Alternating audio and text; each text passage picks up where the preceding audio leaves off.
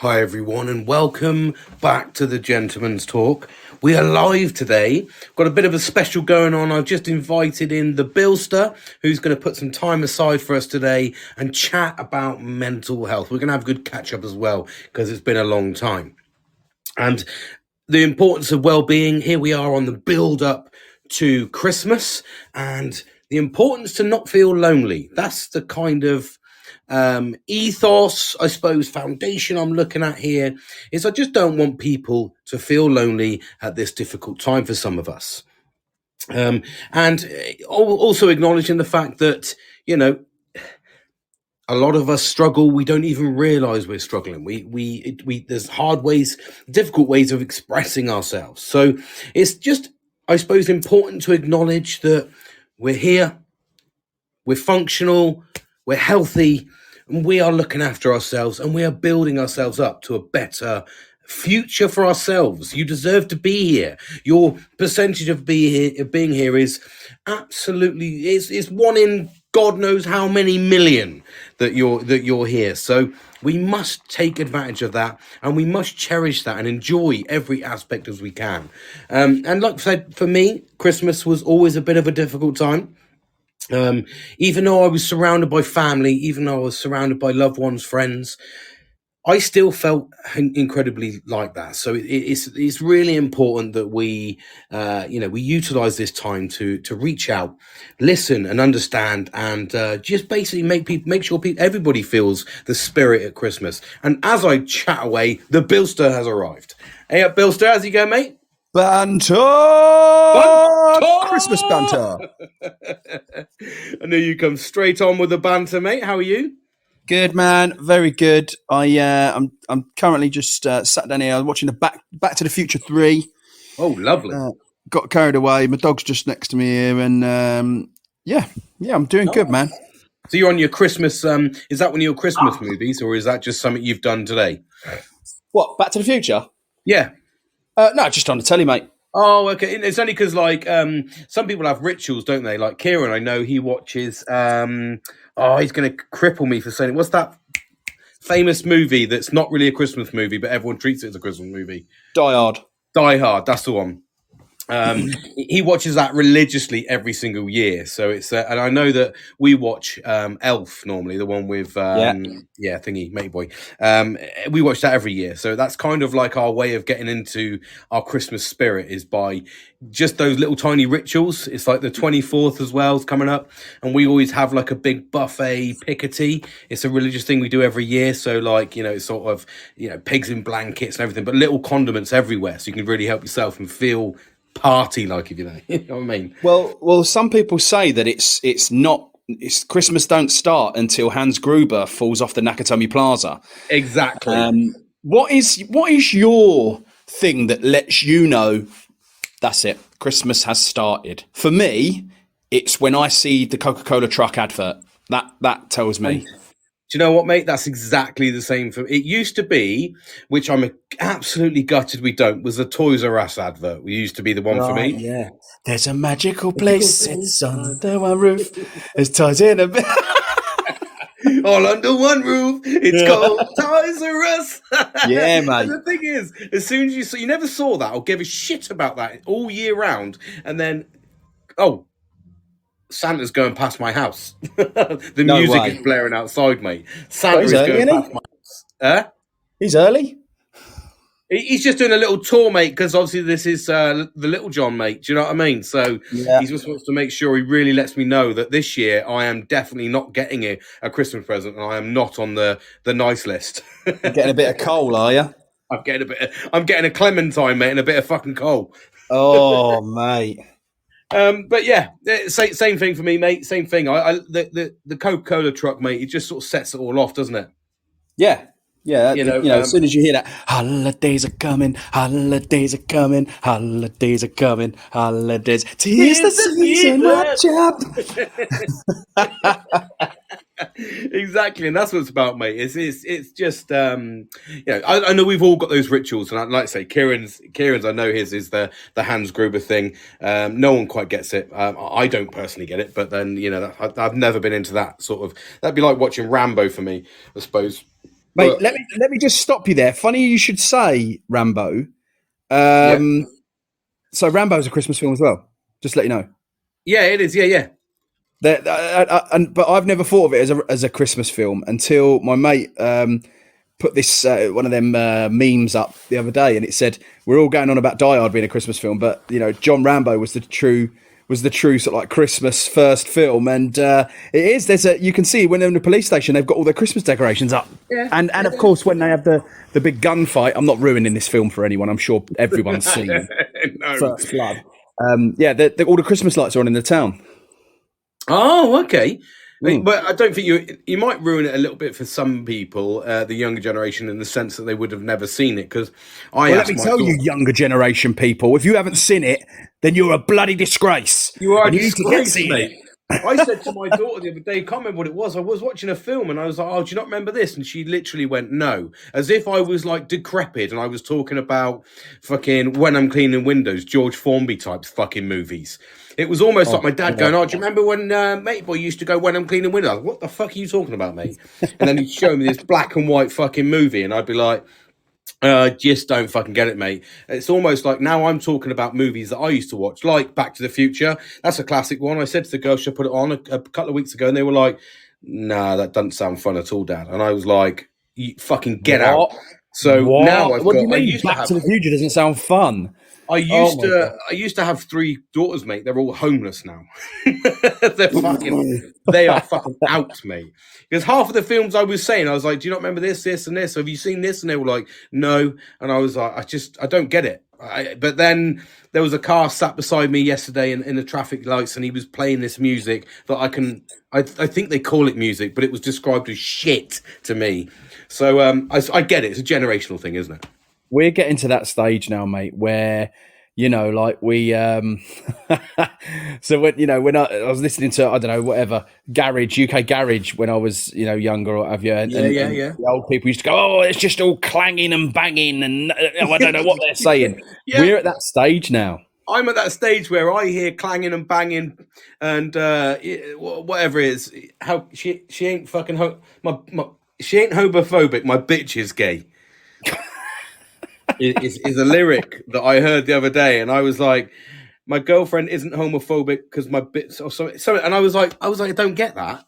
I really don't. And the lyrics, mate. And it is. You get to a certain generation where you go, "No, I'm not really interested in evolving now. I just want to stick to what I know, which is 80s and 90s. With the 90s is the big bit, isn't it? Where the garage and you had house, you had fucking techno, had all this shit. But it wasn't like it is nowadays for me."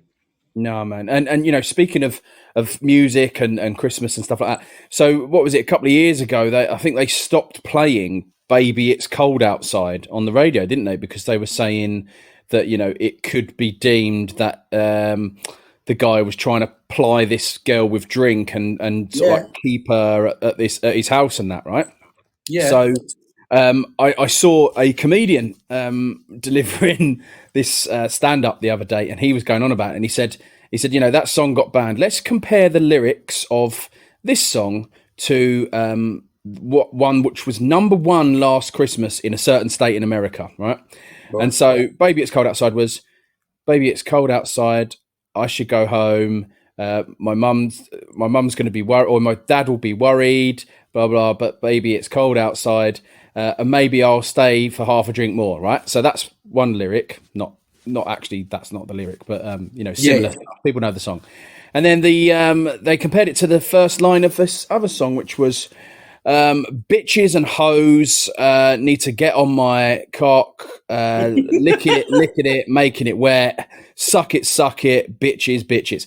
And it was, what? Do you know what I mean? But that I don't get it, though. Absolutely fine. I just don't get it, mate. I don't get the lyrics. I don't get what it's about. It's political correctness gone mad, isn't it? Yeah, but it's like, I don't know, mate. Everything just seems a bit fucking backwards nowadays, and I don't really hear lyrics as they're meant nowadays. Like when you listen, if you ever listen to fucking Prince, "Purple Rain," mate, you listen to a fucking song. Do you know what I mean? It gave you goosebumps. You know what I mean? Oh yeah, goosebumps. I love that song. it's like one of my classic faves, mate. And I just anything from Prince to be well, not anything. That's probably wrong, but Prince is amazing, you know. And you listen to fucking Simply Red, you know, and you think Fairground. That takes me back to the fucking early Fairground days when I was about 13, 14 when it came out. And you think Simply Red. they were proper fucking tunes, mate. Yeah. But there you go, mate. Anyway, you know, it's. But the build up to Christmas. Are you ready for Christmas, though, mate? I mean, I don't know. I mean, I kind of am. I kind of am. But it's kind of, I'm just kind of lucky that my wife makes me ready for Christmas. Do you know what I mean? Yeah, Because I'd probably still be sat here with no decorations up unless she, you know, maybe get the decorations out and put them up. I'd be sat in the house. There would be no lights outside the house unless she made me put the lights up at the, in the house and the icicles and all that stuff. Yeah. There would be maybe I would have bought like 2 or 3 presents. That would be it, you know, because I kind of leave that down to her because she listens to people throughout the year and knows what they want and I don't. So I am ready, but purely down because my wife squared it away, basically. I think fucking men are like that though, mate. I'll be honest with you. This is probably the first fucking year where I've genuinely struggled to think about fucking and it's probably the background of stuff, but even today I was like, I have no idea what to get anybody. I just don't. I've got like this creative fucking mind at the moment that's I want to do so much. And I'm actually fighting fucking massively to try and keep that going. But it's like, I've got no motivation. But if it hadn't been for my missus saying, like, today we went out and got our Christmas shop, which was the first time I felt a little bit Christmassy. I also stopped in to see my parents because my dad just got some amazing news. He is completely clear of cancer now. So he is off. That is great. Yeah. What a great Christmas news. Literally, mate, heard it a couple of days ago, mate. He's completely free of cancer now. He's got a PSA of 0.0 fucking 1. It's like, and I'm something like 0.04 at my age. So he's got a less PSA count. But what it is, the big part of it is, and this is the mental health boost, I think, is, you know, he's endured that for the last 4 years of going through, he had to have hormone injections every 3 fucking months. And what that's done is it's dragged his testosterone down. So he lost fucking all his hair on his arms and his legs. He still grew facial hair and still kept his hair in his head, but he lost a lot of minerals. I mean, you can see the after effects of radiotherapy because you can see it in his skin and stuff like that. It has done some damage, but he's still here. That's the fundamental point is he's still here. 4 years ago, he was months away from being diagnosed with potentially having it terminally if he didn't, you know, catch the signs. So he's endured that for 4 months, but now the key part is, and people say, well, sorry, 4 years. The key part here is, although he's been on these hormone injections, which has managed to subside and keep the cancer at bay, the point is now he's able to stop taking the hormone injections and start getting his body to produce testosterone again. So he'll start feeling like a man again. He'll start getting the hair back. His testicles may drop. I don't know. That's my father, but you know. But the thing is, that's just some good news, mate. And we often look about that as it we all know, and we all know somebody close to us that hasn't been able to be that lucky. And I think that's the most important part is when you go through that point and you get there and you realize that you are one of those really small percentage of lucky ones, that you've just got to celebrate it. And at the same time, the beauty was he put a nice donation into the cancer charity. I've done some things along the way as well, because it's really important, I think, to try and keep building that momentum to try and beat it, you know, so we don't feel those problems again, you know? Yeah, mate, I totally agree with you. You know that, you know, my mum died of cancer and, you know, my brother had cancer and my nan died of cancer, you know. I've had a lot of people die of cancer that I know. And the drama is with these, you know, these various cancer charities and stuff like that is because nobody kind of sees the effects, you know, the positive effects and stuff very often. No. They, would I say they get put on the back burner? Maybe not. No, but you know, there's some people that would rather give their charity money to a different charity because they can see the effects. So, for instance, Yeah, no, definitely. you go right. I can give £10 to cancer charity, or I can give £10 to Dogs Trust, for instance. Well, they can give £10 to Dogs Trust because they see that the dog's getting fed. He'll get a new little blanket. It's good. It's good stuff. You know what I mean? Positive Whereas with the reinforcement. That's what cancer, we all look for. yeah, with the cancer stuff, it's like that £10 is funding a scientist or a biologist or someone like that. It's funding them for another hour to stay in work to try and develop some kind of some cure. Do you know what I mean? Or get closer to a cure to stop cancer. You know what I mean? You ain't going to see these results. You ain't, you're not going to get, Mike, the PhD bloody Mike, running around going, oh, okay, I've got another tiny little milliliter closer. You don't hear of it. Do you know what I mean? And the thing is, and that's the biggest problem. And I think that it's like anything, anybody I know, right? So you're either one of these people that you'll give to charity constantly, or you're one of these people that there's three spectrums. You either give to charity constantly, you either give to charity as and when you see the need. So maybe it's poppy day, you go and buy a poppy and you'll just happen to put some money in the charity, or you'll go and see someone and go, yeah, fair enough, I'll give you a quid, I've got a quid on me, whatever. Or you're the person at the other end of the spectrum where you literally can't abide charities whatsoever and you avoid them. So I think that there's three different people, and I don't think there's many people that you'll fall into one of those. You know what you are. But the thing is, most of us, the people that give to charity, are very, very, all the time, are very, very small. Those people are a unique group. Then you get the ones that do it as they pass by. They're a very sort of unique group because people are out normally with their heads, stuck in their arse and just walking around. And then you've got the other end of the spectrum, the ones that don't get, they're the ones that you don't really see, but there's a big majority of those. So you've got a really, really small field. So what you're going to do is you're going to, as you said, give to a charity you see, and you're like, well, I love fucking dogs. I can see that dog's going to get rehomed, exactly like you said. Rephrase that initial sentence, mate, because that sounded quite bad. Well, what's that? Sorry? I said rephrase that initial first sentence because that sounded quite bad. Oh, did it? Sorry, what did it say? What did I say? Sorry. You said you love fucking dogs. Oh, sorry. Oh, no, sorry, mate.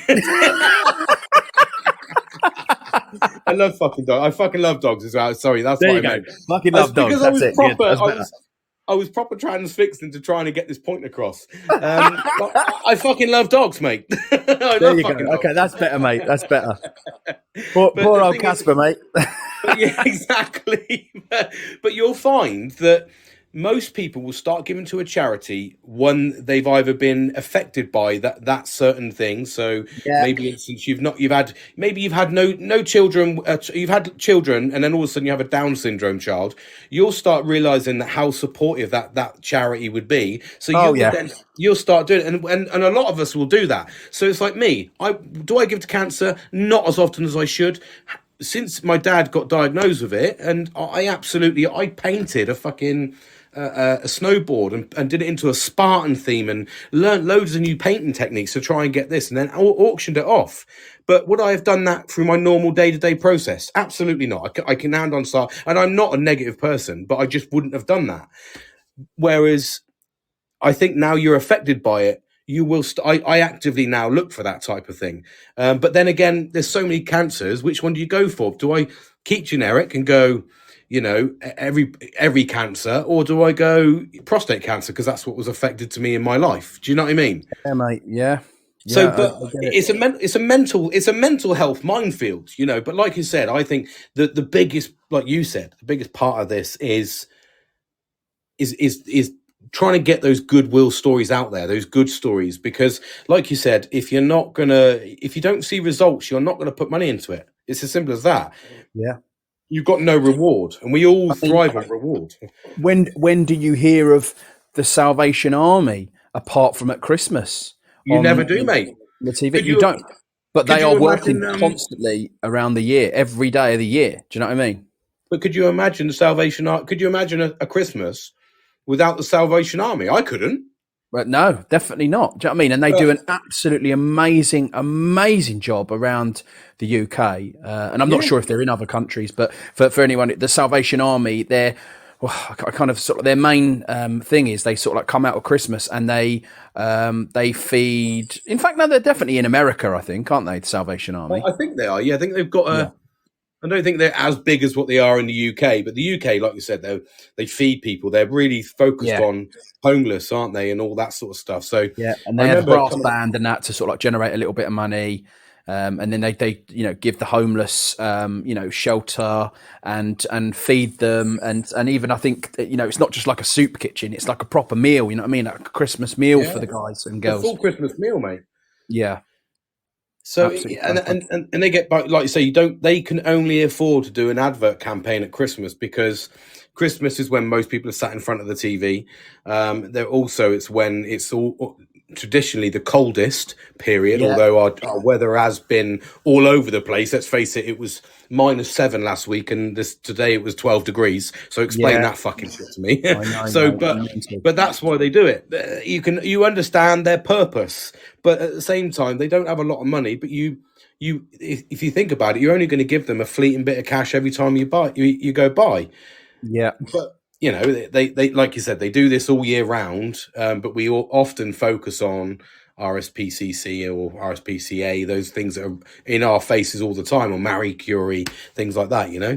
yeah, definitely, mate. There is certain charities that you will see all the time. The like you say, NSPCC, Protection for Children. You Yeah, have your mainstream cancer charities. But yeah, Cancer it's Research UK and all yeah, that. cancer research. Like I say, Mary Curie's is a good one. Click Sergeant, you ever heard of them? Click Sergeant. I haven't heard of Click Sergeant. Click Sergeant are really good at helping families deal with cancer. Not necessarily the patient. The patient's getting seen by the doctors and that, but it's the family knowing how to look after the family member, how to keep your mental health strong and stuff like that. Click Sergeant, very good. Oh, okay. There you go. That's a They, fantastic one, mate. Yeah, they're really good. But also the one that, and it's funny you should say earlier, you only kind of, if you deal with a certain charity, it's because you might have had help from them or been, affected that drawn you to them. So when my brother got sick, he was 12, and turned into a teenager whilst he was going through his treatment and stuff like that. So we really got heavily involved with the Teenage Cancer Trust. Oh, wow. Because one of the problems that people kind of don't even think about is you've got the children's ward up in Yeah. London. Yeah, so very famous Great Ormond Street Hospital children's ward, which is what he Yep. went into. Oh, did he? Yeah, he went into because he was 12 Wow. when he had his thing. So he went into the children's ward. Now you've got to bear in mind, he's 12, about to become a teenager. So they went, okay, right, you're 13 now. We'll put you into the adults ward. Well, the adults ward with all the other cancer sufferers or cancer patients was full of like old men and stuff that would got lung cancer or they had liver No one cancer. really to relate to. Exactly. So there's this fantastic organisation called the Teenage Cancer Trust, and they were sort of like that midpoint. They're not an adult yet, but they are the teenagers. So they've done stuff specifically for them. They had a ward specifically for them. So he's too old to be a child, so he's not playing with little kiddies' toys. He's too young to be an adult, so he ain't got like he don't require a telly with a TV Times magazine and stuff like that. They had teenage stuff to do, which was Yeah, really good. So we proper stuff, Xboxes and stuff that they can relate to and want to be a teenager for. mate, it was I spent a lot of time up there with my brother whilst he was getting better, and Yeah. it was just like a constant youth club. It was brilliant. There was, specific people there to help the guys with their schoolwork if they wanted to help with the schoolwork, bit of education. But there was also like fun activities, pool tables, table tennis tables, arts and crafts. There was books, computers. It was just absolutely brilliant, mate. Absolutely brilliant. And that was up at King's College Hospital, London. And it was floor 12? I want to say T12. Or T13, one of them anyway. But yeah, absolutely fantastic. Really, really brilliant. So And the thing we is give money to them. it's not just that as well. It's also, you're the older brother. you're naturally going to be, and this is where I think we dive into the mental health aspect and why that click sergeant would have been absolutely perfect in that sense, is because we forget that although, your brother has this horrendous illness, he is being absolutely cared for. The best care you could either you can afford, basically. Obviously Oh yeah.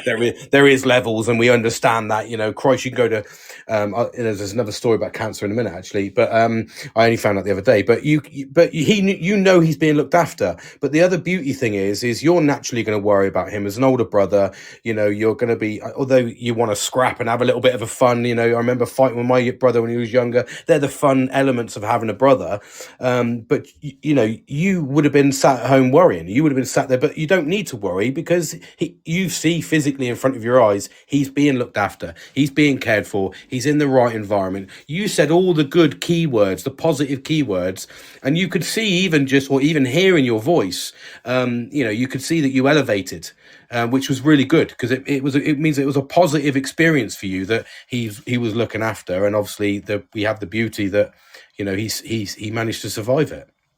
Well, yeah, and there was, one of the lowest times, one of the absolute lowest times, and I kind of had a bit of a, not a breakdown. I wouldn't say it was a breakdown, but it was just I felt so helpless. So it was during my brother's treatment, and we had to live up London. We had to live in a hotel for months and months and months, and I got called back from Afghanistan because he was sick and what have you. But my mum had fallen at the most inconvenient time and broken both her legs. Oh shit! She fell down the stairs, broke both her legs. So she couldn't push him around in the wheelchair, or she couldn't be there for him. So I lived up in London. I was his carer for months. And anyway, it was a couple of weeks into it, and I kind of they were saying, like, you've got to get him to eat and that. Yeah, no worries. But what he was doing was because of the treatment, he didn't want to eat. Right? He weren't hungry, and it made him feel sick. So we'd sort of like be in this hotel and be like, well, what do you want for dinner tonight, mate? And he'd be like, whatever, sandwiches, or we can get McDonald's or something like that. Yeah, no worries. So I'm getting him to eat, and I'd go, okay, I'm going to get in a shower or something like that. So I'd get in the shower, I'd come back out, and there'd just be, the crusts of the sandwiches left, or, an empty box, empty wrappers. And I'd be like, oh, you eating? Yeah, it was lovely. Thanks very much. And what I didn't realise was he was just thrown out the window. He was thrown out the window. So he wasn't eating anything at all. And we went into this, and I didn't know any of this because he was telling me he was eating. And anyway, we went into this, one of the surgeons' rooms for a catch-up sort of thing. And they weighed him, done all these things. And they said, listen, if we need to put a feeding tube into him now. And I was like, what do you mean? And they was like, within the next hour. I was like, whoa, how this has escalated. They went, look, he's lost so much weight. He will die within a week if he carries on. That's how skinny he was. He just had nothing on him.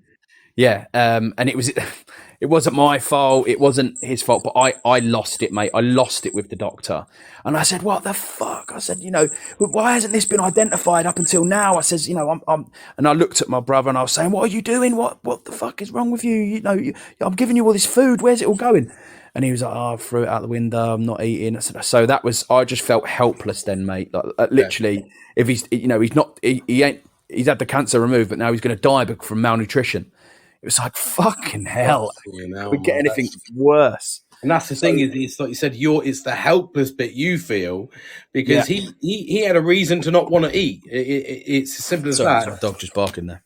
That's all right. He's got a reason to not want to eat. It's making him still sick. There, boy? Yep. Can you hear me? Can't hear. Man Cave Sound entered the live studio. Can you hear me? And Angie's back as well. Angie came back in. Right, okay. Can you hear me, mate? Yeah, I can hear you now, mate. Okay, cool. Right, listen, yeah. So I was saying, that thing, the ones like Mary Curie and Click Sergeant and stuff like that, when I was at my lowest and I was so absolutely helpless, they gave me some counselling. Oh, did they? Yeah. Yeah, they gave me some counselling, mate. They sat me down and was chatting to me and were clearly kind of explaining stuff.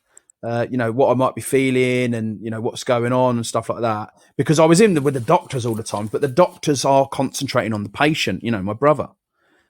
But they weren't worried about me literally watching my brother deteriorate every single day. Yeah, exactly. So that's what these other charities are absolutely fantastic for. Yeah, and do you know what? And it's those little it's those little bits it's that you forget about, when, and that's where I had an absolute horrendous time when I first found out my dad had cancer. I genuinely was in panic mode. I didn't know what the fuck to do. I mean, when I found out, I was already dealing with I was in probably the a mid flow of dealing with my depression, so I was being seen by a therapist anyway. And I'd not long been diagnosed with depression and PTSD, so it was kind of like I just completely lost the fucking will to live, mate. I just went into full like panic mode. So what I did was when I found out he had it, I went straight away and booked a tattoo. So I had a fucking like I've showed you, didn't I? That remembrance style tattoo on my leg, Yeah. for like the tribute. I bought my dad a fucking like because I said, well, he's going to want to walk because I want to keep him active. So I went and bought him this. I went in, bought him this fucking walking stick that was from this proper professional. When you go, it's almost like a shooting place. If you go into and you buy your jackets and everything, but it didn't have the guns. So it was that type of attire, like very gentleman's attire. Pardon? Like a country store. Yeah, like a country store. So I went in and bought this absolutely amazing fucking oak walking stick that was full height, so he could stand up, full on. And then I went and bought him this specialist Buddha doll that there was only 10 of them ever made in this shop. That was to promote well-being and health. And it had a little tiny Buddha that was inside, and you take that with you. It was made out of clay. I just went absolute batshit crazy, mate. And it wasn't until afterwards, and you were sat there and went, "Fucking hell," because you feel almost like you said, you feel helpless, and you very much have been able to relate to that too many times in my eyes. Oh yeah.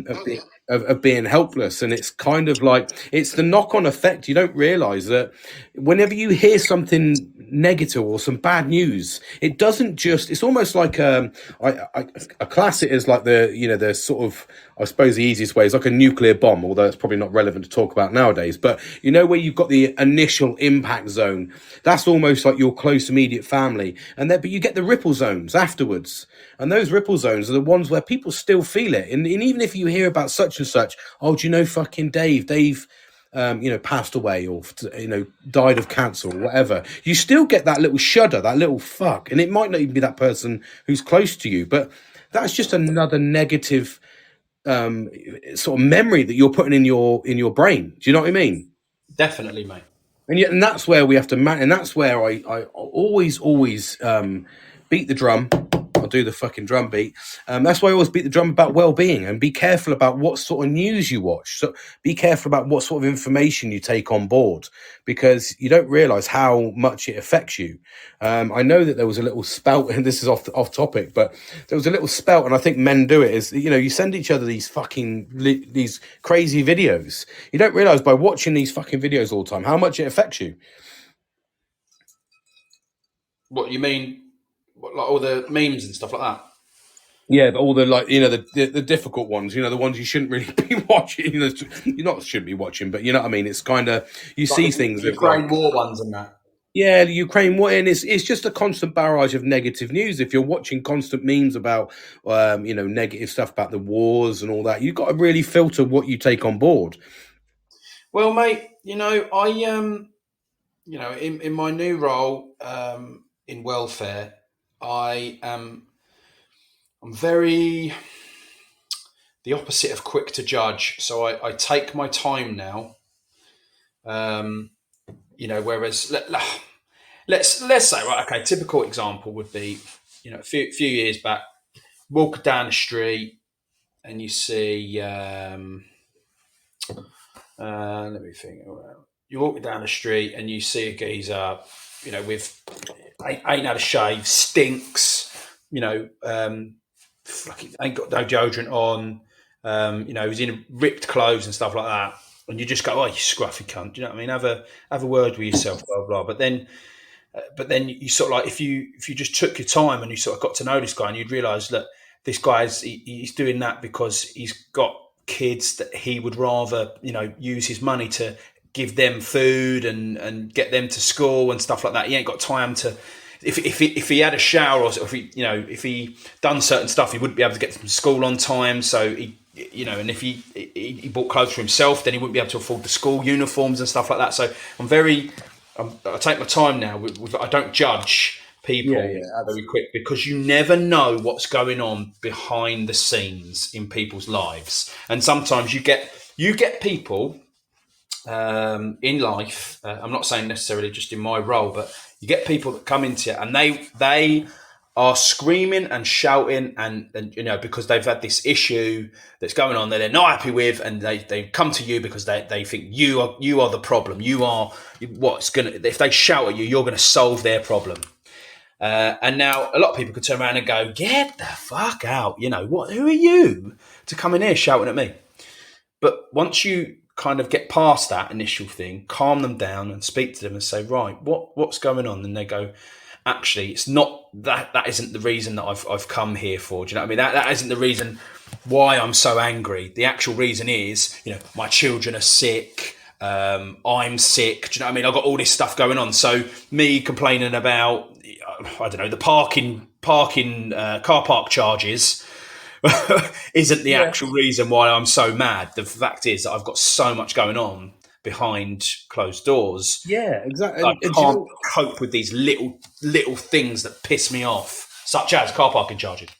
Yeah, exactly. And you've hit some like really key points there that people don't understand. Is also like when you've got mental health, I say all the time that one of the things that's going to go is your hygiene. You stop looking after yourself. You stop caring about yourself because you've got priorities elsewhere. So you're thinking, I haven't got time to have a shower because I've got to fucking do X, Y, and Z. And that is the problem. That's why you should never judge a book by its cover. And also, like you said, I'm a very angry person. I can be. And sometimes I can sit there and lash out and people will go, fuck me, mate. What was that about? And it's not that problem. There is something that is at home predominantly it is home life that you get these issues. There is obviously work related problems, but bullying, etc. But most people will come into work and their problems will lie somewhere else. But what they will use is you have to remember that we spend more time at work than we do at home normally, waking hours.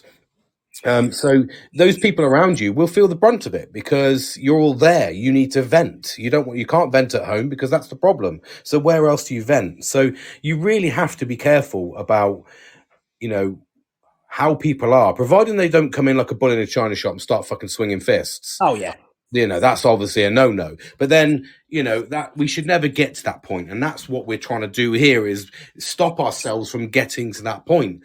I had one guy actually, and this was back years and years ago. I was in the RAF. I left the RAF and then I became a civvy, but stayed where I was working. And I had this guy come into me as a sergeant.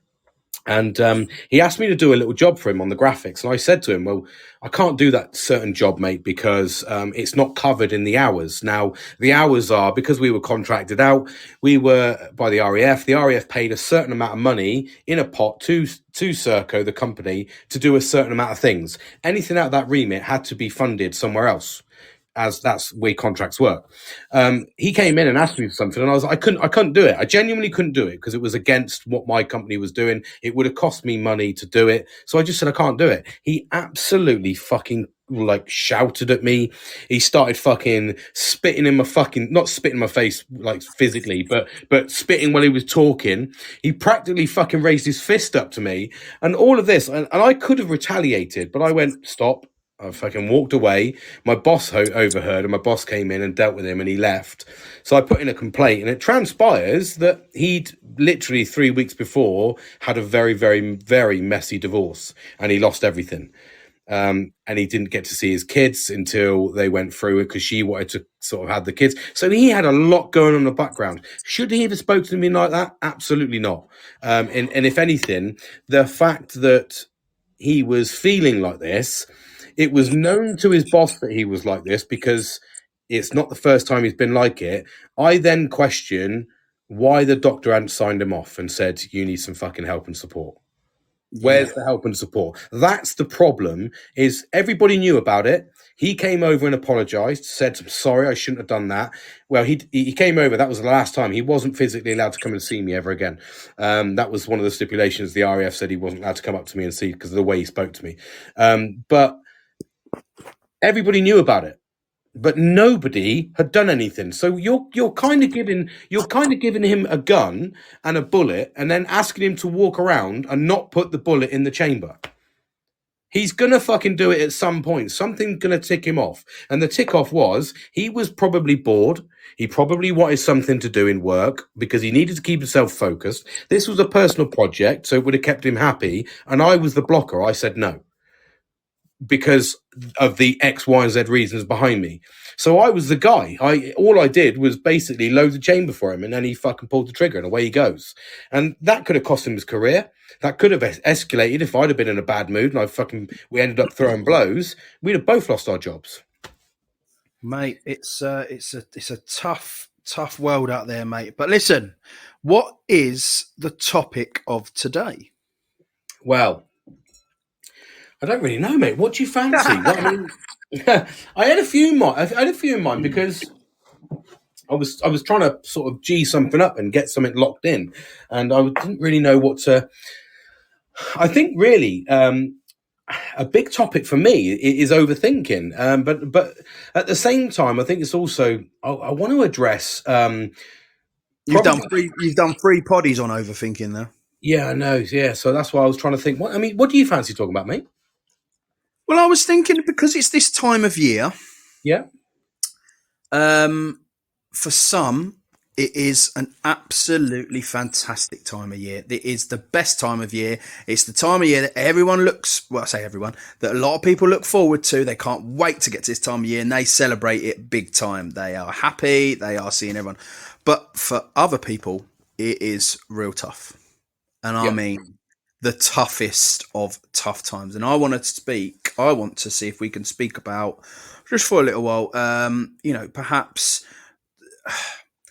tough, why it is so tough for men, for fathers, for, male members of society at this time of year, and what we can do about it. I mean, that's a very, very easy subject for me because I'm the latter person in that one. I used to love Christmas. I used to absolutely thrive on New Year's Eve. It used to be my go-to, and then it changed when I had children to Christmas. But for me, I always see Christmas now as a negative. Why do I see it as a negative? Mainly because it's a long time off. I need the time off from work. We all need that break. If we got the opportunity to get that break, some of us are still working in between. But it's a long time off that I save a period of time for because my family love Christmas. They fucking piss Christmas out of everywhere. My missus walks around, puts the tree up in fucking end of October. She put it up in October. In fact, she wouldn't take it down if she had the fucking options. She loves Christmas that much. Yeah. But for me, I find it difficult, and it's always and do you know what? It's not around the car crashes, because although they were this time of year, I still deal with that. That's more of a PTSD thing for me, and I get the anxiety when I'm driving. But for me, the reason I feel so horribly lonely at this time of year is because I'm not surrounded by people. I don't have my work head on. And one of the biggest things that got me through, and I say got me through, was probably detrimental to my fucking health in the long run, would be I focused on work. And I think a lot of men do that. I think a lot of men focus on work. Work is their driver, and their home life is often second. it is often second. Although some people use it as a reason to get out of their primary job because of their home life, and then they go back and don't, whatever their reasons being. I think if you've naturally got this worry about finances, because it is a very expensive time of the year, we remove all the religious aspect of it, and we just pump in fucking money and buying things that we don't really need. We could buy during the year. They hike the prices up, so we have to feel the brunt of that.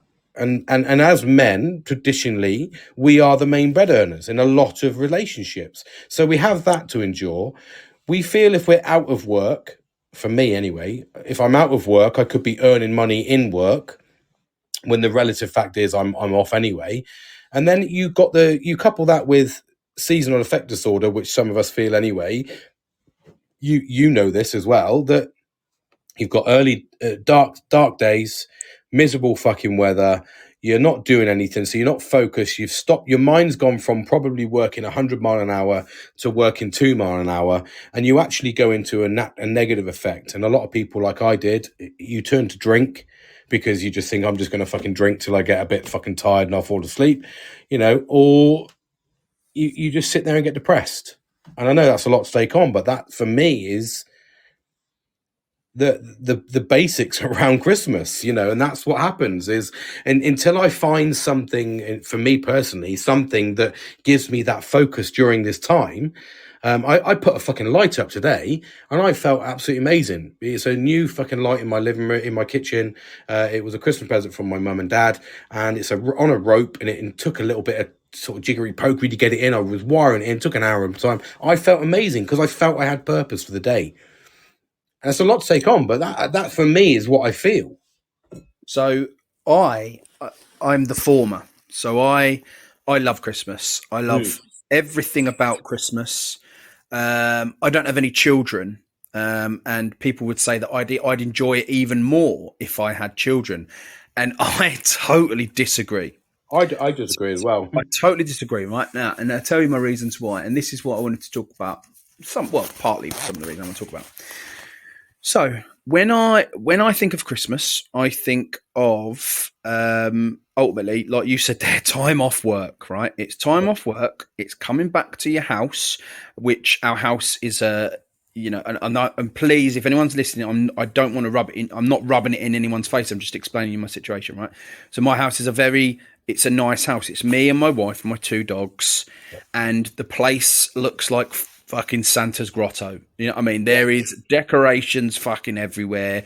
The tree is beautiful. The house is lit up like fucking National Lampoons. Yeah, love it. Chris Griswold everywhere. Yeah, even the couch cushions get changed at Christmas to Christmas cushions. Do you know what I mean? We are in full swing Christmas mode. So when I finish work, I come back to my sanctuary where I get to see my wife.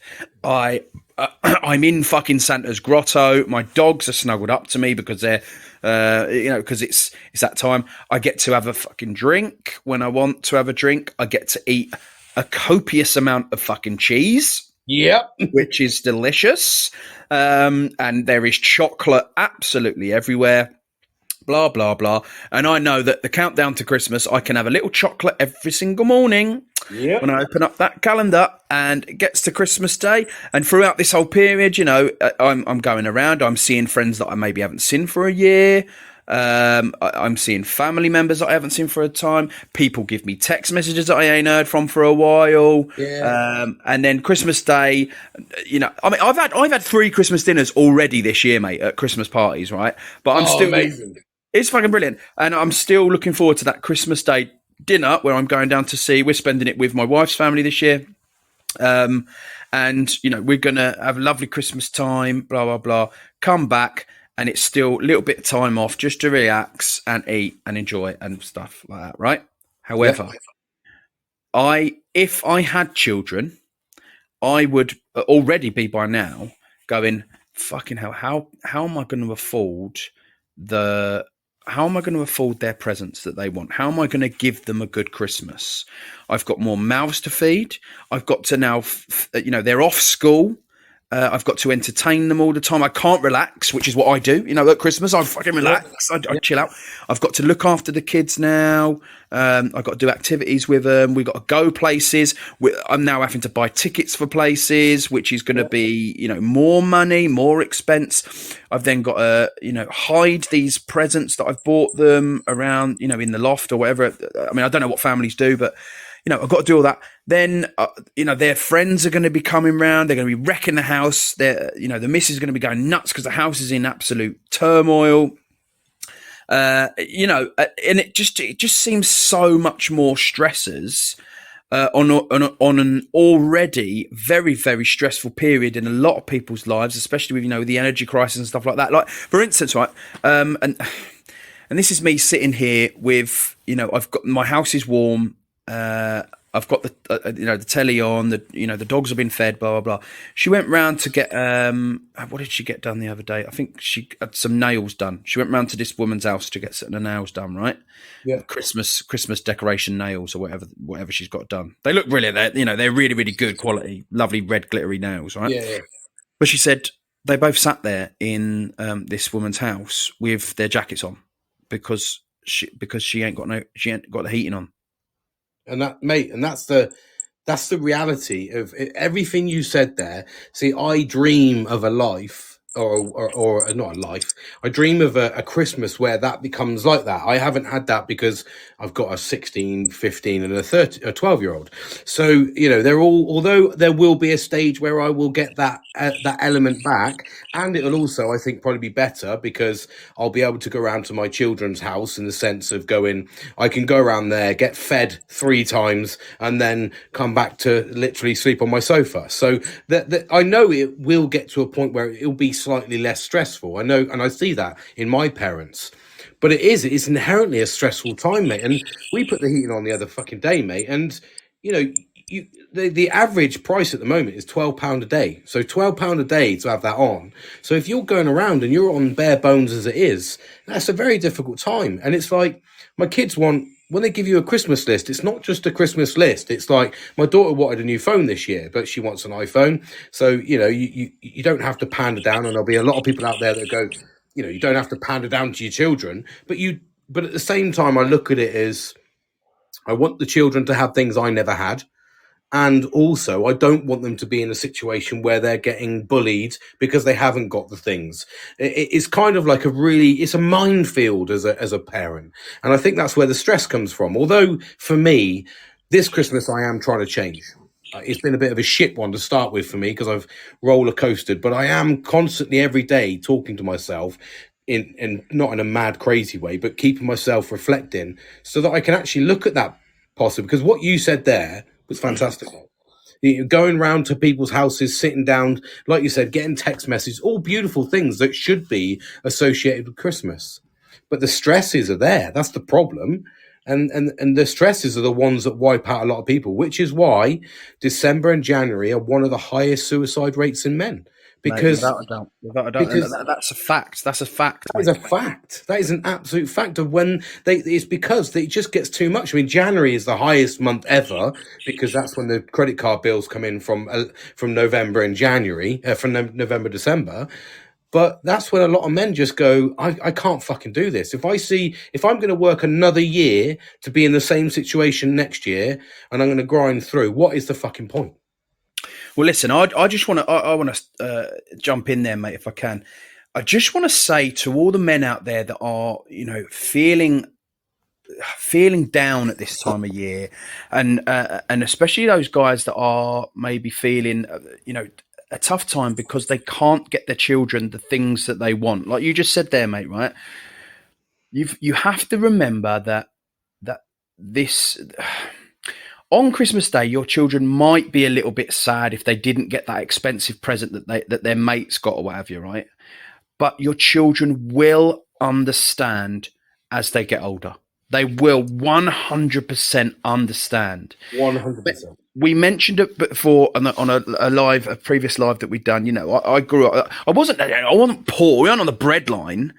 But we, you know, like I mentioned, my old man used to have to sell stuff all the time, and I never had stuff for very long and stuff like that, right?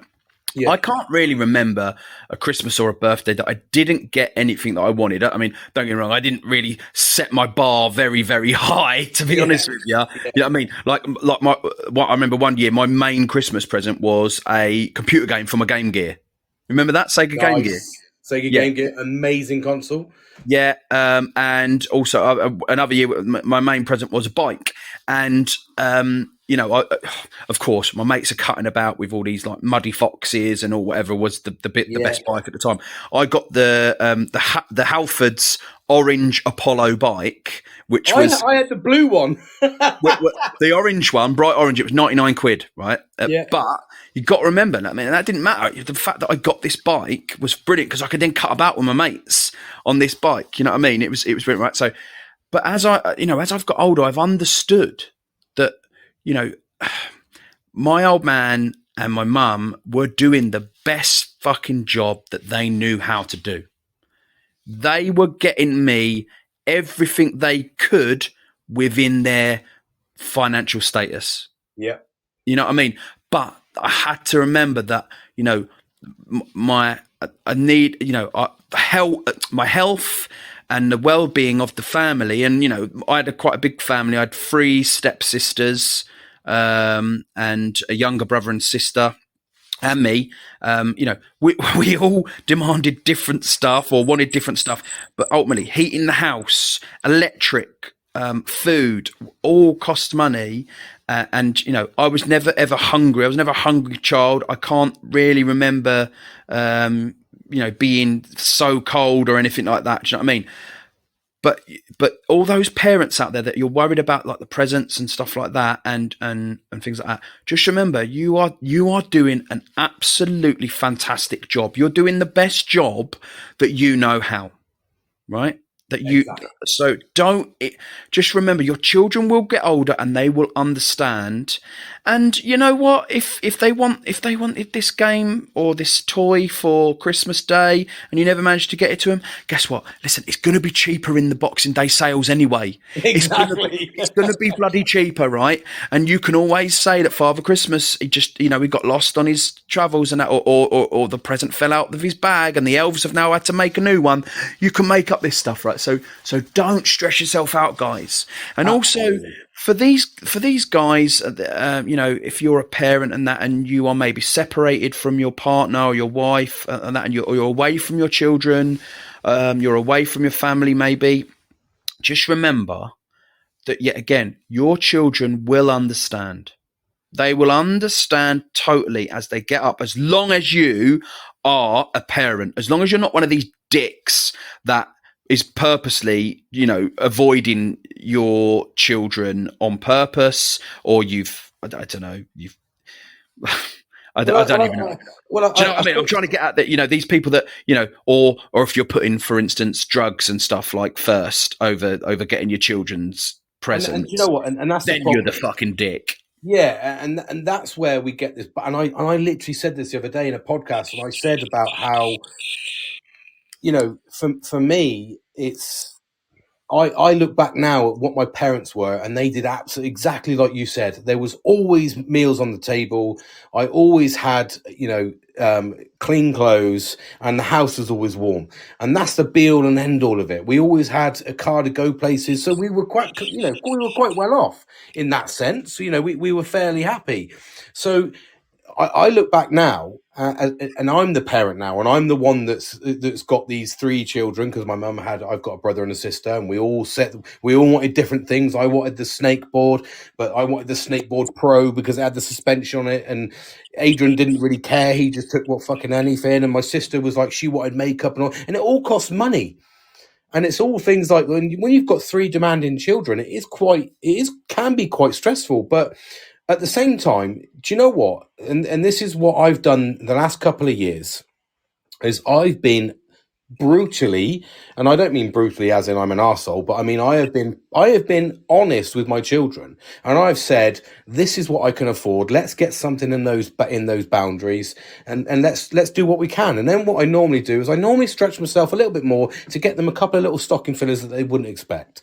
And I think as long as you're not doing what you've just said, as long as you're not going out and prioritizing drugs and drink over your family responsibilities, because if you're doing that, exactly like you said, you're an absolute fucking dickhead and you're a deadbeat. You don't deserve fucking children.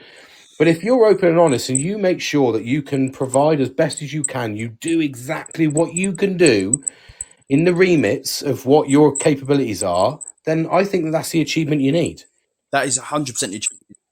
Now, if you are a father, and of course, because this is a men's mental health thing, Yeah. but if you are a father or a mother that are separated from your children at this time of year, it can be so extremely, extremely tough. Seeing all these adverts on TV, the stereotypical Christmas picture, all this stuff that's all about family and stuff like that, and children and stuff like that. Just remember, right? As long as you make that effort to attempt to see your children, to hopefully see your children and have a great experience with them. Just the best that you can do.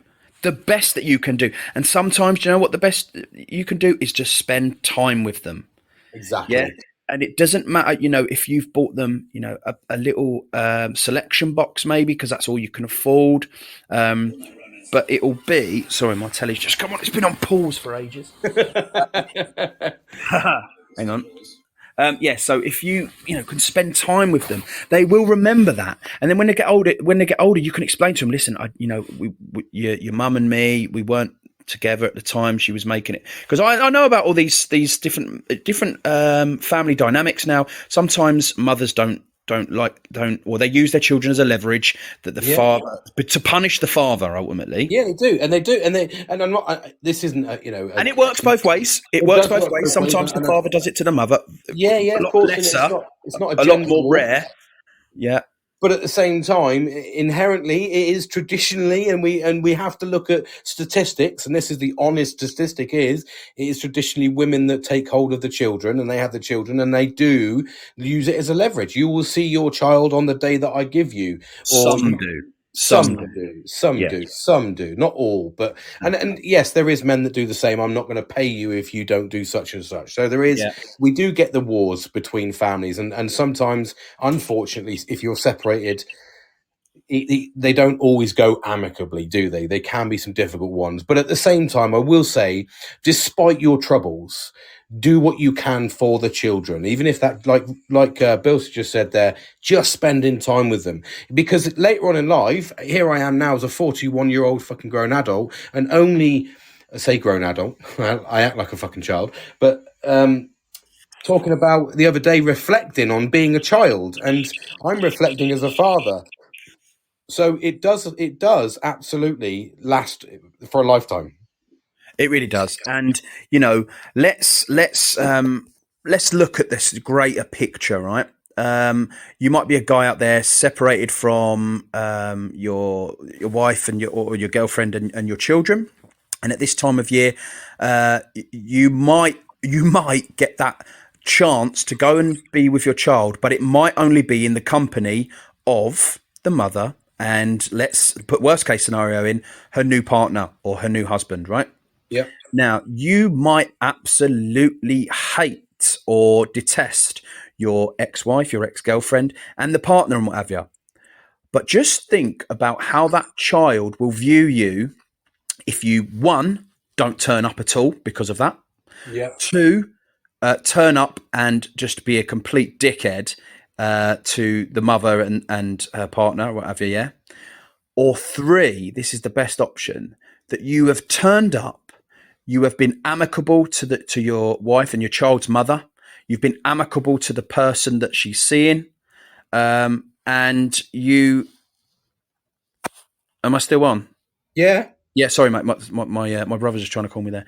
And you have spent time with your child, and your child will look at you and will absolutely adore you for doing that for the rest of their lives, because you've spent that time with them. Don't let the relationship with your ex-partner get in the way of your child's well-being and growing up and letting them be with you, and you show them what how good you can be, because it doesn't necessarily always have to cost money. And this is what a lot of the people get caught up with is financial at this time of year. It is very, very tough, especially this year, the biggest energy crisis we've ever had in the UK. Very, very tough, extremely tough.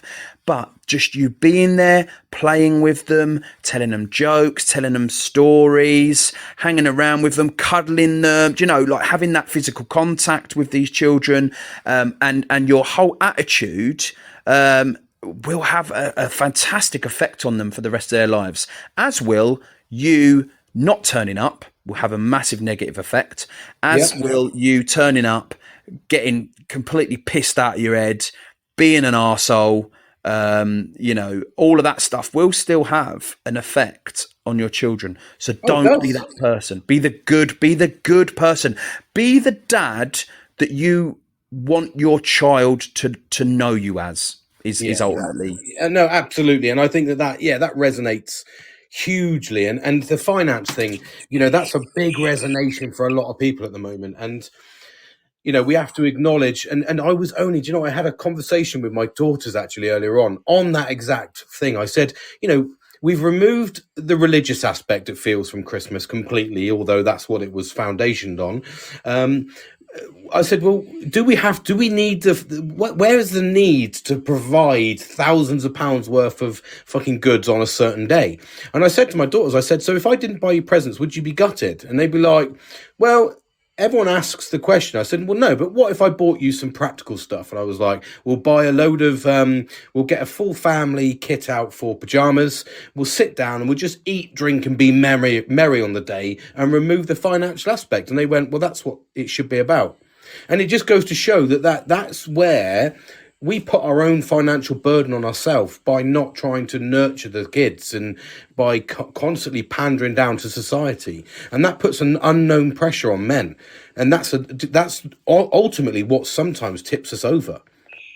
Mate, me and my wife made this decision a few years back, about 4 years ago, 4 or 5 years ago, that we stopped buying Christmas presents for each other at Christmas, right? Yeah. And I mean, I was so over the moon with that because I can never know. I never know what she bloody wants anyway. Do you know what I mean? Yeah. One year I did make a list and I thought, right, I've got this nailed, and it still wasn't exactly right. But what we done is we said, right, okay, let's look at the situation that we're in, right? We end up getting to Christmas Day and she buys me the things that she thinks I want. I buy her the things that she thinks she wants. We both pretend to be really happy with these mediocre gifts that we've got, which aren't exactly the things that we'd asked for. Or like me, you've already bloody bought the thing and you've kept it secret from her. Yeah. So now you've got fucking two of them, right? So I said, let's just do the Christmas thing. We will always buy each other new Christmas pajamas, new dressing gown, new slippers, right? Yeah. Done. Let's then give to the charities that are close to our heart. And rather than pissing about spending money on these fucking things that we think the person likes, how about we go, well, listen, let's give 50 quid to Dogs Trust. Let's give 50 quid to, Many Tears Animal Rescue. Let's give 50 quid to Teenage Cancer Trust. Do you know what I mean? We done that. Yeah. And it works for us. It really does work for us. Because it's an important dynamic, though, isn't it? Mate, you won't believe how much. Maybe not everyone's the same, but I really do get a buzz out of giving to charity. Yeah, of course you will, because you're helping somebody, and I know you do that, which is an absolutely fantastic thing. And I think you you've got a really good concept there, and it's a concept that I use a slightly different way, in the sense that we don't buy each other's presents anymore because there's just no point. Because it's exactly what you said. If I want something, I'll try and buy it throughout the year. I won't certainly wait for one day at the end of the year just to grab what it is. And like you said, you might say, I want, oh, can I have this? They'll go out and Google whatever the fuck it is. It will be nowhere near the product that you were actually looking for, or the quality for whatever, if you do a sport or something. So it's just a waste of money. And then you think to yourself, yeah, that's fucking brilliant. But what you've done is you've taken that step further. And I suppose when you get to a situation where you can do that's a fantastic thing to be able to do, is give to charity. But even just by reducing that cost and doing something tradition wise, like you said, the tradition was you buy each other slippers, pajamas and a dressing gown. That's a really practical thing. You can't get it wrong. It's going to be fun. You can buy matching, you can buy crazy, you can do whatever you want, and then you don't have that extra bit. And I think it's definitely a way to do it. Well, mate, and I'm not the advocate here going, hey, listen, everyone should give to charity. Everyone should give to charity. Listen, I get different circumstances, different people, right? But as grown fucking adults, right? If you're sitting there and you're arguing every fucking Christmas because you got your missus the wrong Christmas present, or she got you the wrong fucking Christmas present, blah blah blah. Well, then don't buy the presents. Just spend that on your kids. Spend it on your fucking kids, because as we all know, Father Christmas's elves, they don't have enough time to make presents for adults. So they only have time to make the presents for the children. So just go, right, listen, let's not get each other presents. Let's not argue over Christmas, right? Let's spend the money on the children, or let's not even worry about it. Let's put the money in the fucking electric box, so we've got lights and heating. And what I did last year was I did something similar. It wasn't like that. I don't know if you remember what I did last year. We've done something similar this year, but last year was there was a woman on the street. She had 3 kids. She had a bit of a rough background, and her kids had no presents or anything. She couldn't even put, when I went up to her house, she didn't even have the fucking electricity on. There was no electricity, there was no gas. She had no food in the house. Her house was fucking freezing. Her dad had come round, in the morning, which is why we went up in the afternoon to check she was okay. He didn't even put electricity on didn't even put £10 on the meter. So I went up there and I felt fucking guilty, and, more so, I felt guilty, but I didn't really do anything about it because I was kind of like, I didn't think I could. And last year, my missus said, I don't want those 3 kids to have nothing. So we went to Sports Direct, spent £100. Well, we didn't spend. We bought them all a tracksuit each, and then we spent the rest of the money. So I had £100 spare, not spare, but that's what we were going to spend on each other, £50 each. So I said we went to Tesco's or Aldi, I think it was actually, and bought a load of Christmas meal stuff and put £20 on her electric, so she could cook the meal for the next day. And this year, when we went shopping yesterday, I went round, picked up an extra £20 worth of food and put £20 worth of different stuff in the food bank in Tesco's. And that was my way of giving back a little bit. And it is very rewarding to do. Mate, doesn't it feel fantastic, mate? And do you know what? And that is such a noble gesture of what you've done there, because, those kids, and this is the difference between, being an adult and being, and having the mindset of a child. Is a child, if you said, hey, listen, you're not getting any presents this year because we've given £50 to charity, they won't understand that. They're like, well, hang on, but what's Father Christmas? I want the Father Christmas bit. Yeah. All the fucking films, every single fucking film that features Father Christmas, he's got some fucking elves making some toys. Do you know what I mean? So, well, why haven't they made me a toy? Why haven't they made me a fucking toy this year? You know what I mean? Why did they give money to bloody charity? So children won't understand that as such. So I'm not saying everyone should give to fucking charity, but what you done there was you gave that mother that opportunity to say, look, there you go, this is what Father Christmas has got for you. It was a difficult situation. I had morals in the sense that I knew the girl in the sense that she lived on the estate, and I know she's had a bit of a rough background. She'd had a bit of a problem child, boyfriend. He was into a bit of drugs, and I did feel that she got herself clean by moving in on her own. But she was also on her own, but dependent on him for finances because she was carrying one of his kids. He ended up going to fucking jail, etc., etc. And then she was left with nothing. So I was morally thinking, fucking hell, this is because of drugs, and this is why this has happened. And then my missus, who is fucking childminding through and through, when we sat down and spoke about it, she said, I just don't want those kids to ever wake up in the morning and not feel loved at Christmas and not have something to open. And one of the lads, Callum, his name was. He had ADHD, and all he wanted was an Adidas tracksuit, a two-piece. What we used to walk around in shell suits in the fucking in the 80s and 90s. So we went to Sports Directs. That wasn't a lot of money. That was 16 quid, I think, for the two in matching for him and his brother, and then a little one for his sister. And then for the baby, we bought a nice onesie and all that sort of stuff. And then went and bought all the food, and we wrapped all the presents up and didn't put labels on them, tags on them, but without actually writing anything down on it, so she could say that they were from her. So Yeah, they she said from her or from Father Christmas or whatever. She said from Father Christmas, which was a nice gesture. I just said make sure they've got something, and then put her electricity on because the kids were sat in the house. He had to go to the shop to buy a fucking sandwich because they couldn't cook anything. They had no freezer. I said, what are you doing about your freezer? She goes, well, I haven't got anything in there. It's in the fridge. We've got to just look what we've got left. So, and I could see she was £5 in the negative on the meter. So I put the £5 on, which is the emergency, and then I put the £10 on, and then I put another £10 on to take her into the next 2 days. And yeah, I mean, I've never spoke to her since, and we haven't seen each other since.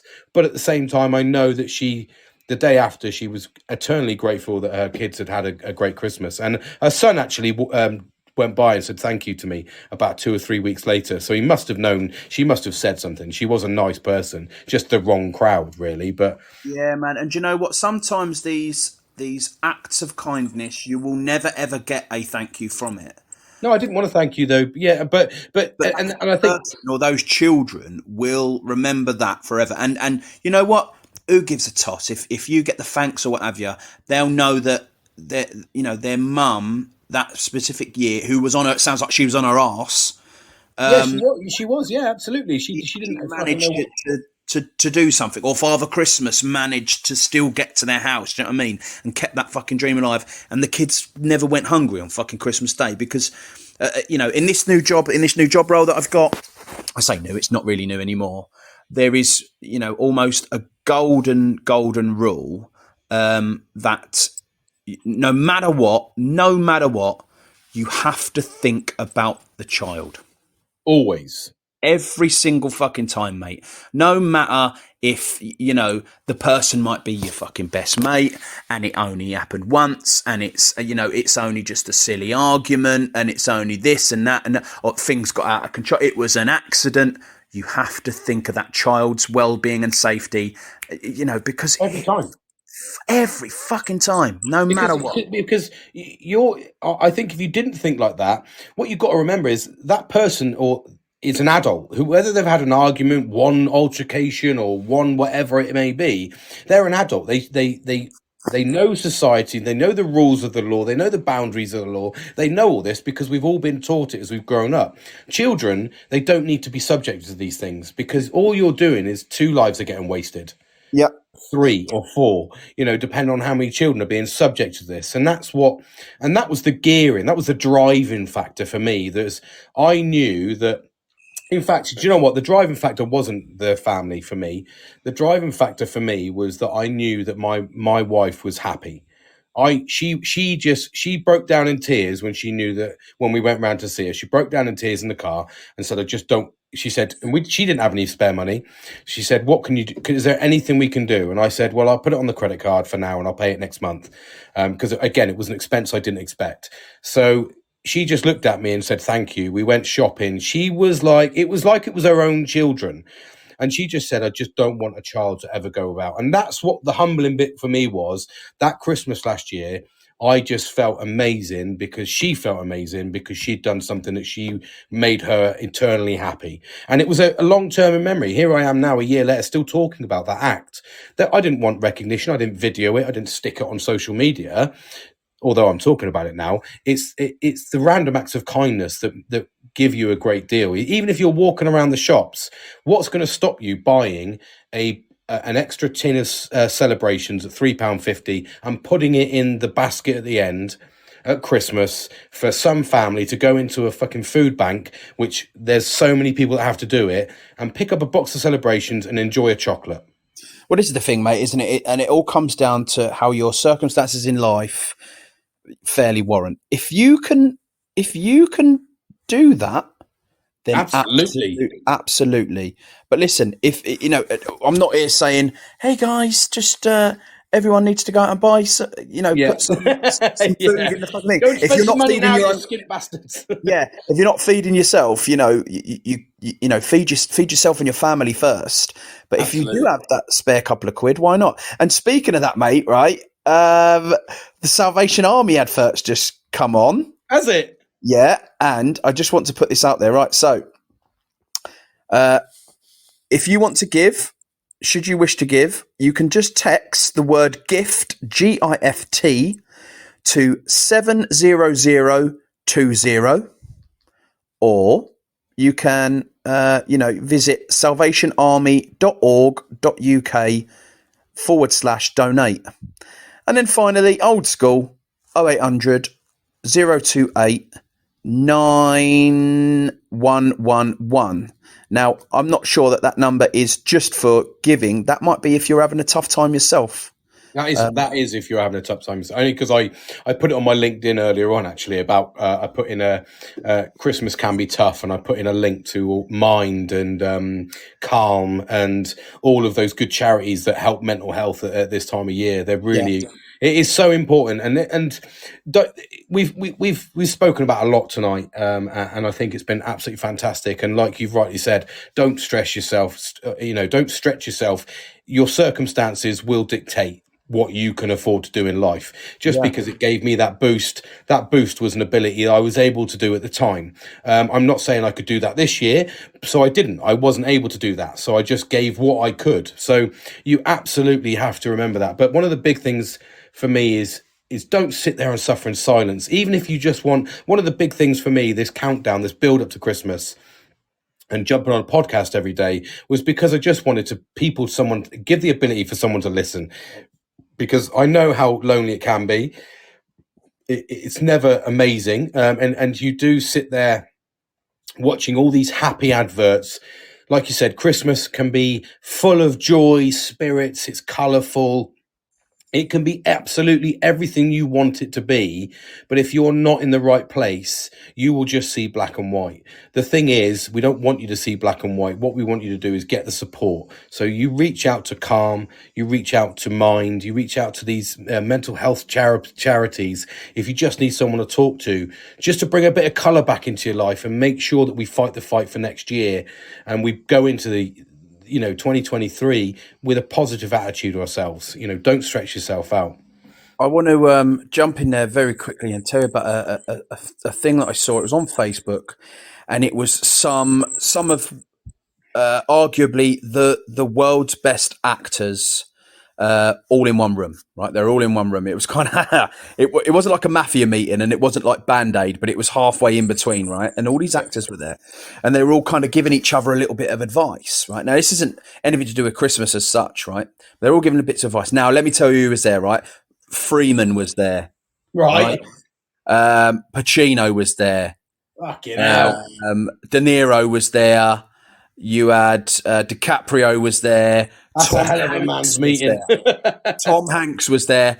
Who else? Bloody Stallone was there. Blah blah blah. Right. Anyway, they're all going around and they're all talking to each other. Like, and I don't know if these guys actually hang around in the same circles. I'm not sure. This might have been staged as such, but they're all just having a chat ultimately, right? And it got around to Tom Hanks, and they was asking, what's the best bit of advice you've got? And this is where it comes on to life, right? And Tom Hanks said, no matter at what stage you are in your life, you might be on top of the mountain, you might be at the bottom of the mountain looking up. He said, but always remember, this too shall pass. Right? Yes. This too shall pass. And he said, whenever you're in dire straits and you're having the worst time of your life, this too shall pass and it will get better. Right? Yep. Whenever you're at the top of your game and you've got all the money and all the food and all the wealth and everything and all the happiness, just remember, this too shall pass. It can't always stay happy and at the best of your game. So plan for that. But like we come to this very, very poignant time of year, Christmas, if you are in a bad place, just remember that this too shall pass and things will get better. Things will 100% get better. 100%. And you know what? And if you're just loving Christmas, guess what? Unfortunately, this too shall pass. So plan for it. Plan for you might be able to do all of this stuff. But listen, get ready for next year, because next year you might not be in the same position. So get your food tokens, get your what they call, I don't know if they still do them in Tesco's and that, like the food stamps where you can put a couple of quid in. You got throughout the year, you get these stamps out. You've got at the end of the year, you've got like. Oh, I don't know. I think they do that actually. Do you remember the ones? I can't. My mum used to do it. My mum used to put on like £10 a month into a little sticker. It was actually a stamp, like a fucking post office stamp. Yeah, it was like a post office stamp. Yeah, and you went in and whatever you had, which was normally, she used to say £10 a month. So every month she had £120 to go into the shop, and that was the food shop for Christmas. So absolutely, there will be things out there, because you can do the one where you pay annually you pay in monthly for the like a hamper. Hamper. Parks hampers or something like that. Parks hampers or something like that, and then you can get fucking. My mum used to do that for a couple of years when she was, sort of not on the breadline, but that's how she gave us vouchers at the end of the year. So she used to put in, £20-40 a month, whatever, and that was for the 3 kids, and then it'd be like, right, there you go, there's your voucher, and it used to be at the end of the year £100 each, and then plus you used to get some stocking fillers, and that was, obviously we're talking 1996, so £100 was a fairly good amount of money. It wasn't bad. It used to buy me a pair of kickers and a pair of jeans, so I think kickers were you fucking rich. You're one of these rich kids, are you? Cutting them out with your kickers on. I asked for a pair of kickers, mate. It took 2 years, and I had to wait till Christmas to get it. By which time, kickers were pretty much done. But I remember them; they were brown with the little fucking clover leaf kickers fucking tag on it, mate. Yeah, did you keep it on your laces? If you don't, you're a proper geek, mate. Yeah. I had one headphone in, a fucking bag with one strap across my chest. Yeah, of course. The tie was tucked in, so all you saw was the knot, nothing else. On a shirt, on a polo shirt, that was me, mate. And then one headphone with the other one cut off, all fucking dangling in. But yeah, mate, that was good. Like I say, it's a tough time, but this too shall pass. This too shall pass, mate. So, and that comes from the guru Tom Hanks, mate. And he fucking knows, mate. He knows, mate. He knows. Last point I've got. Point I've got this minute, right? If you're one of these people who are out there who are thinking of buying a pet for Christmas, just think before you do. Can you financially afford the pet for, let's say, average 10 years? Can you afford vet bills for 10 years? Can you afford pet insurance for 10 years? Can you afford to feed that animal every single day, twice a day maybe, for 10 years? And can you afford to look after that pet for 10 years? Have you got enough friends to be able to look after that pet when you want to go away on holiday for a weekend? Or can you afford a like a pet place where you drop off your pet for 2 weeks or a week or something whilst you go on holiday? Can you afford that? And if the answer's no to any of them questions, no matter how good it would feel to give your child a puppy or a kitten for Christmas, don't fucking do it. Because and do you know what? I have a fucking little financial point about that because I only spoke to my sister-in-law yesterday. She has a 3-year-old cocker spaniel that didn't eat for a couple of days, so they took it into the vets. They have insurance, everything, all the good stuff. They thought they were doing everything right. They got the insurance package with the dog, took him in. They wanted to look after him overnight. They said to him, he needs to take this and this. So they looked after him. They picked him up the next morning, and the bill was £800. Yeah. Now, the excess was 150 on their insurance. So, okay, then they're expecting that. That leaves £650 left to pay.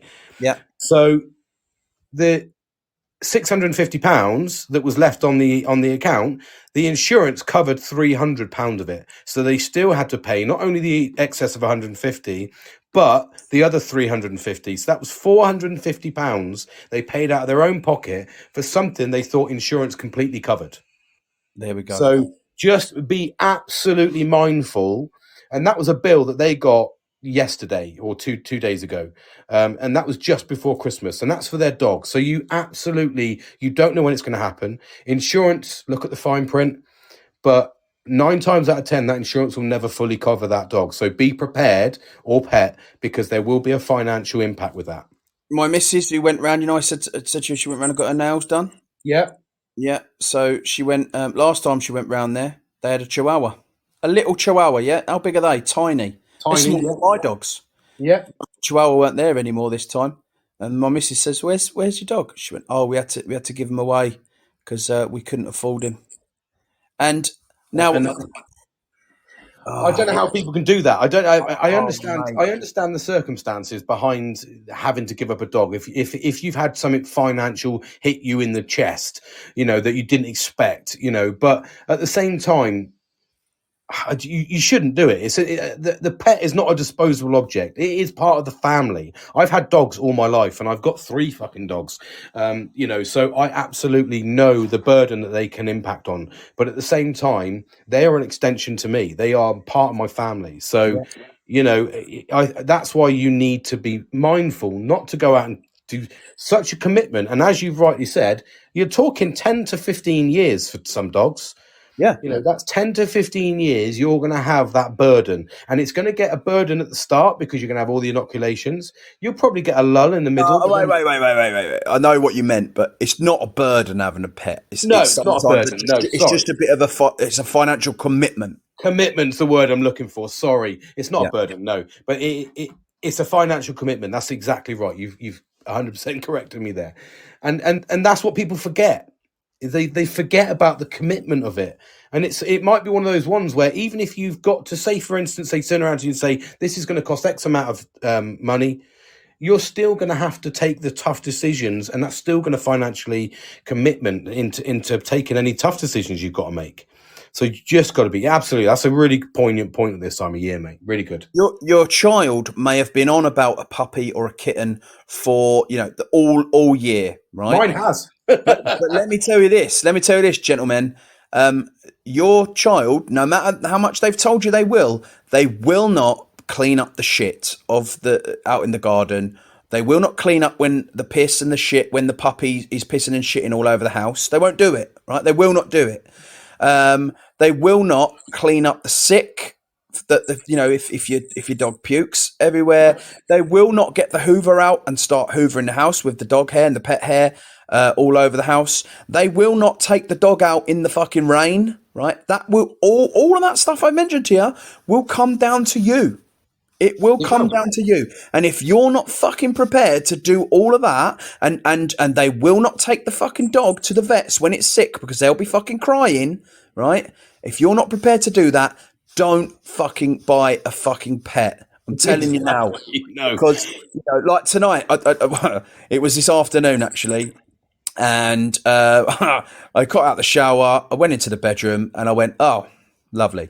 So one of my dogs had just decided to puke all over our bed in 2 places. So, if you're not prepared to fucking clean, strip the fucking bed sheets and clean have to get the duvet into the fucking dry cleaners, just remember, and this doesn't stop. My dogs are fucking, 9 and 7, and, it doesn't stop. The financial impact does not stop. Every No, time I've been to the vets numerous times this year with the bloody ears and eyes and bloody, one of them's limping a bit now. So it costs a lot of money, and medication costs a lot of money.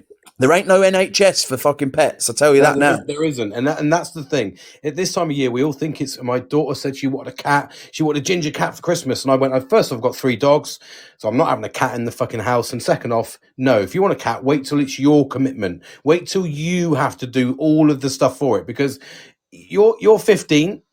You're going to be around my house probably for the next couple of 3 years, Yeah. unless you want to fly the coop early.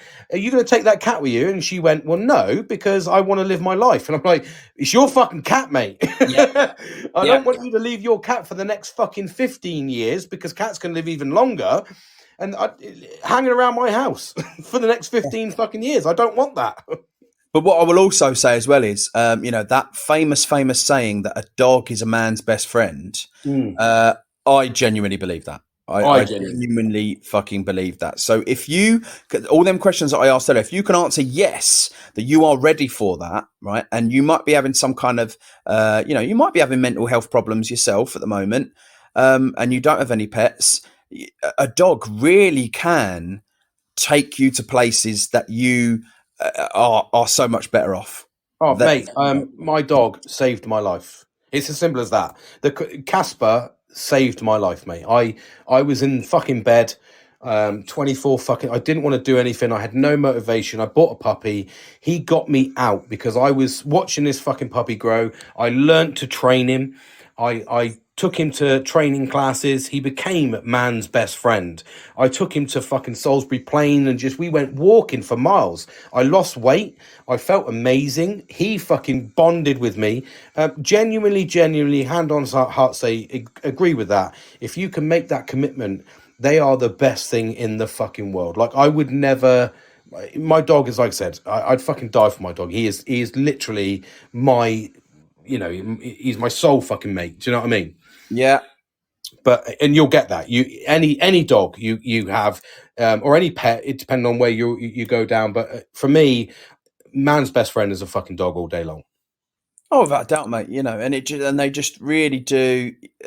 I know, like I said before, I haven't got any children, so my time is and my enjoyment I get from my dogs. I think it's absolutely brilliant. And even just when one of them jumps up on the sofa and snuggles up to you, it's just amazing feeling. We take them out. When you say the magic, there's certain key magic words that I won't say on here because my dogs are next to us now, and if I say them, they'll start going mental.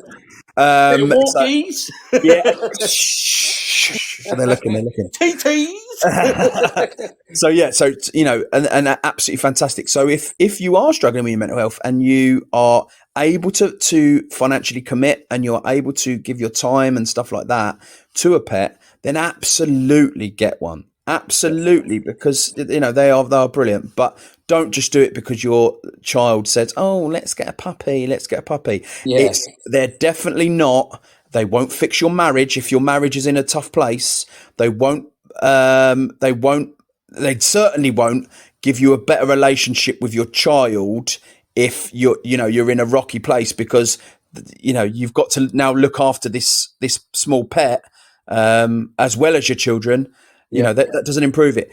But if you are maybe, let's say, a guy on your own or what have you, then or you can commit to that financial thing is what I'm getting at. Then get a pet. Get stuck in. Yeah, get stuck in. But it's not. They're not. It's a fucking dog. They're not a Band-Aid. They're not a Band-Aid, guys. They're not a Band-Aid, mate. Exactly. No. They're not a Band-Aid. They're there for life. Their life, especially, and a great addition if you can commit to it. Great addition. Big time. Right, then, mate. Not as much bants on this one, I didn't feel, mate. No, we didn't have as much. We were just stuck in, I think, weren't we? We were stuck in. We haven't caught up for a long time, though, have we? Properly on a podcast. True, yeah. So it's kind of like the banter, and I think it's this time of year we need to. I don't mind it because this time of year is tough, and we need to be able to get these points across. So I think it's hard to have too much banter. When people could be struggling, you want to make sure that everybody feels safe and we all ultimately enjoy this time of year as well.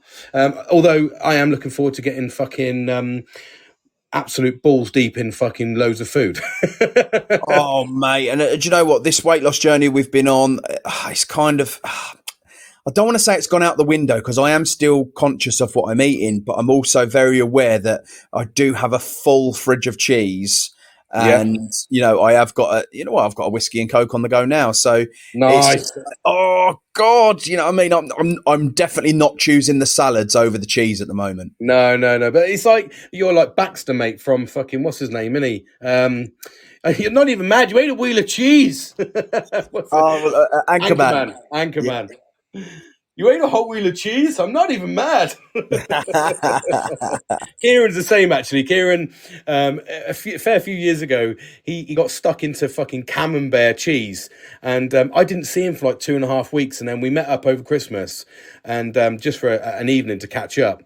And I genuinely thought he'd eaten the original Kieran. I was like, what the fuck's happened? You fucking chunky bastard. And honestly, mate, if you speak to him and ask him about Christmas, he came into the club. We went up to the Boscombe Rec Club and we were going to play snooker or pool, whatever it was. And he walked through the door and I walked up to him and I said, I'm so sorry, mate, but fuck me, you've put the weight on. I didn't even say hello, Merry Christmas. I was like, I am fucking, he said, mate, I've been drinking 1 to 2 bottles of wine every day and I've been eating cheese every day. And he put on, I think, in total about 2.5 stone over Bloody 3 hell. weeks. Yeah, Wow. he came in and even fucking our boss at the time, Doug, even he didn't recognise him. He went, fucking hell, Kieran, you've put some weight on. He didn't even say, mate, we'd all said it.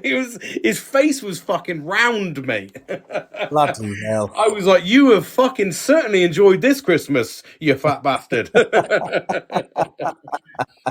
So he's learned, and I think he had his MOT the other day with the doctor actually because he's now 41. Yeah.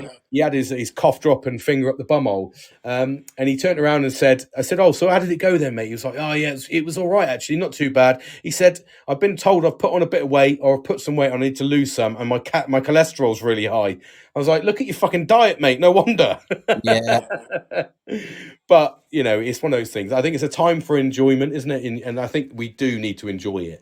Everyone overindulges at Christmas, don't they? Yeah, but I'm not even mad, mate. I'm not even mad. I love it. I fucking love overindulging. I love the fact that there's a table full of condiments and shit in the house. Not shit, but condiments and fucking nibbles in the house. And every time I walk past it, I'm like, fucking Bosch, Toblerone, Bosch, fucking Roses, Bosch, celebrities. I'm just all in, mate. Oh, mate, I bought a massive, huge Toblerone the other day. Oh, my missus loves Toblerone, mate. Massive Toblerone. And I was like, I'll just have one little triangle. And that ended up like 4 little triangles. I ate half the fucking bar, mate. It was massive as well. Wow. Yeah. But it was just so nice. It was just so nice. Yeah, it is. It is, mate. I'm not a massive Toblerone fan, but we're going to digress into chocolate fucking here, mate. But I do enjoy it. I do enjoy a dabble with a cup of tea, mate. Yeah. Right, mate. Should we leave it there? Yeah, mate. Lovely, mate. Great fucking chat. Thank you very much, mate. And the next one I think will be a bit banterish. We'll have to get some Christmas spirits in, mate. Definitely, pal. Definitely. Well, let's. I'm not going to be able to join you on your live on Christmas Day because I'll be surrounded by very indifferent people. That's just something I was just going to do in the morning, just for a bit of time, mate. Have a chat about. But if you're about any time after, throughout the holidays, just give us a shout, mate, and we'll lock in another one. 100%, mate. All right, geezer. And everyone out there, I wish you all the best for your Christmas period. Please don't, like Jim said, don't suffer in silence. There are plenty of people that will happily take their time to listen to you for however long it takes, and help you in whatever way you need, whatever way they can help you in. So please do not just, suffer in silence and become another statistic. There are people and organizations out there to help you no matter what the situation. So, don't ever feel that it's got to the end. There is always something that you can do and someone can help you with. And of course, even if that means getting in touch with this show and you just want, I don't know, speak to us or what have you, we'll speak to you, we'll talk to you. Absolutely no dramas. We don't want you to become another statistic. Absolutely. I'm not even going to say anything on top of that, mate. I'll echo those sentiments. And absolutely fantastic words there, mate. And I look forward to the next one, Bilster. Have a happy Christmas, everyone. Take care. Merry Christmas all. Take care.